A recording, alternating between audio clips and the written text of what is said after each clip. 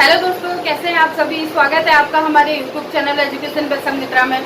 दोस्तों, आज mother's day है और मैं बोलना चाहूँगी happy mother's day to all of you. And दोस्तों, आज मेरा 7th मॉक टेस्ट है और काफ़ी इम्पोर्टेंट है। तो सबसे पहले देखते हैं दोस्तों, सबसे पहले देखेंगे भारतीय संविधान की 8वीं अनुसूची। अनुसूची कौन सी है? 8वीं अनुसूची में वर्तमान में कितनी भाषाएं हैं। मतलब जो इंडियन कॉन्स्टिट्यूशन का जो शेड्यूल जो है ना, वो 8 शेड्यूल में वर्तमान यानी प्रेजेंट में कितनी भाषाएं हैं, यानी लैंग्वेज कितनी है। तो दोस्तों ये 22 है। ठीक है, कितनी भाषाएं हैं हमारे भारतीय संविधान में? ये 22 भाषाएं हैं। ठीक है, अब देखते हैं दोस्तों, काफी इम्पोर्टेंट है और यूपीएससी के एग्जाम में ये कई बार पूछा जा चुका है यहाँ से। तो ये सिंधी जो है, ठीक है दोस्तों, सिंधी 21वें कॉन्स्टिट्यूशन अमेंडमेंट किया गया था। ठीक है, और जो कब किया गया था? 1967 में हुआ था। ठीक है, उसमें सिंधवी को ऐड किया गया। ठीक है दोस्तों देखो, जब हमारा कॉन्स्टिट्यूशन बना था, है ना, तब क्या था? तब 14 लैंग्वेज थी। कितनी थी? 14 लैंग्वेज थी। उसके बाद समय के अनुसार कॉन्स्टिट्यूशन में भाषा संबंधित अमेंडमेंट होते रहे हैं। तो इसके कारण मतलब अब जो वर्तमान में 22 भाषाएं हैं। ठीक है दोस्तों, तो कोंकणी को सिंधी को 21वें संविधान संशोधन में जोड़ा गया है। ठीक है, और कोंकणी हो गया, मणिपुरी होगी, नेपाली, है ना, ये 3 लैंग्वेज को 71वें कॉन्स्टिट्यूशन अमेंडमेंट में, जो कि 1992 में हुआ था, उसमें जोड़ा गया था। ठीक है, आगे बात करते हैं अब 92 कॉन्स्टिट्यूशन अमेंडमेंट हुआ है उस 2003 में। ठीक है, तो ये मैथिली, डोगरी, बोडो, ठीक है, और संथाली, इन भाषाओं को जोड़ा गया। तो अब टोटल हमारे कॉन्स्टिट्यूशन में जो लैंग्वेज जो है वो कितनी है दोस्तों? 22 भाषाएं हैं। ठीक है दोस्तों, अब नेक्स्ट देखते हैं इंडियन कॉन्स्टिट्यूशन में जो पार्ट है वो भाषाओं से संबंधित कितना पार्ट है? पार्ट दोस्तों 17 है। ठीक है, पार्ट 17 है और लैंग्वेज जो भाषा संबंधी प्रावधान है वो 343 से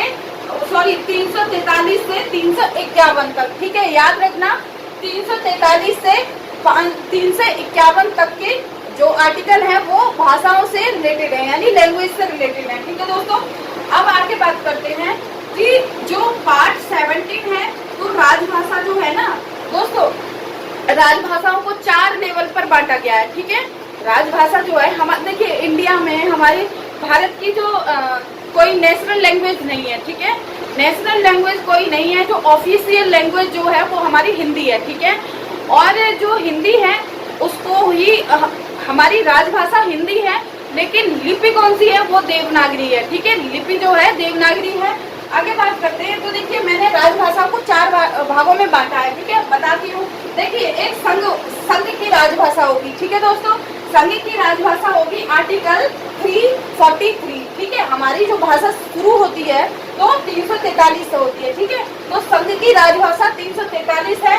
अब बात करते हैं प्रादेशिक भाषा, जिसको हम क्षेत्रीय भाषा भी बोलते हैं। ठीक है दोस्तों, तो आर्टिकल 345 है इसका। ठीक है, राज्य के विधानमंडल में ये भाषा यूज की जाएगी। ठीक है, अब बात करते हैं हाई कोर्ट या सुप्रीम कोर्ट और हाई कोर्ट। एक सुप्रीम कोर्ट हो गया, हाई कोर्ट हो गई। तो इनकी भाषा संबंधी जो है ना, भाषा संबंधी आर्टिकल कितना है?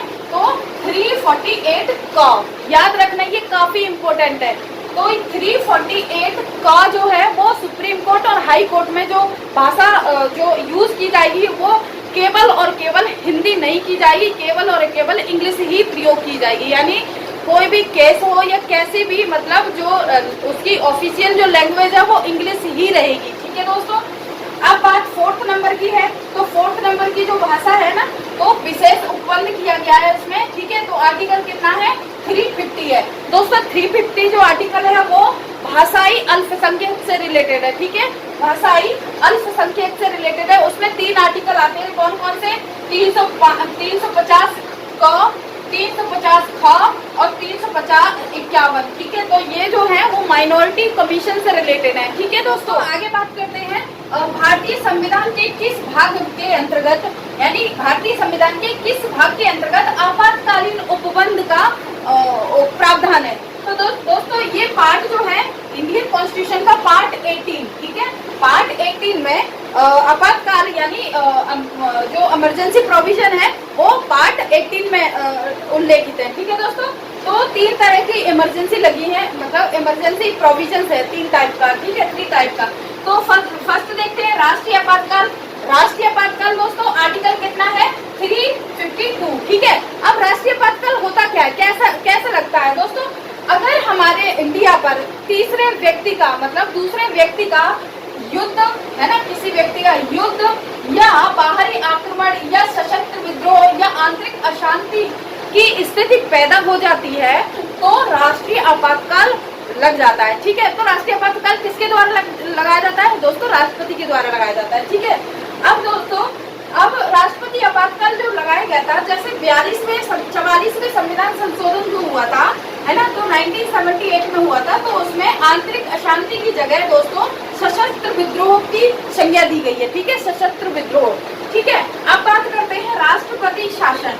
राष्ट्रपति शासन कैसा लगता है दोस्तों, आर्टिकल 356 के तहत राष्ट्रपति शासन लगता है। ठीक है, अब दोस्तों अगर राज्य में राज्य सरकार जो होती हैं अगर वो कॉन्स्टिट्यूशन को ध्यान में रखकर काम नहीं करती हैं या फिर जो कॉन्स्टिट्यूशन के उसके जो इंस्ट्रक्शन है, उसकी जो रूल्स हैं उसको फॉलो नहीं करती है, तो राष्ट्रपति के द्वारा राज्यपाल को रिपोर्ट भेजी जाती है, जिसके तहत राज्य में राष्ट्रपति शासन लागू हो जाता है। ठीक है दोस्तों, आगे बात करते हैं वित्तीय आपातकाल। वित्तीय आपातकाल जो आर्टिकल जो है वो 360 है। ठीक है, कितना है, आर्टिकल 360 है दोस्तों।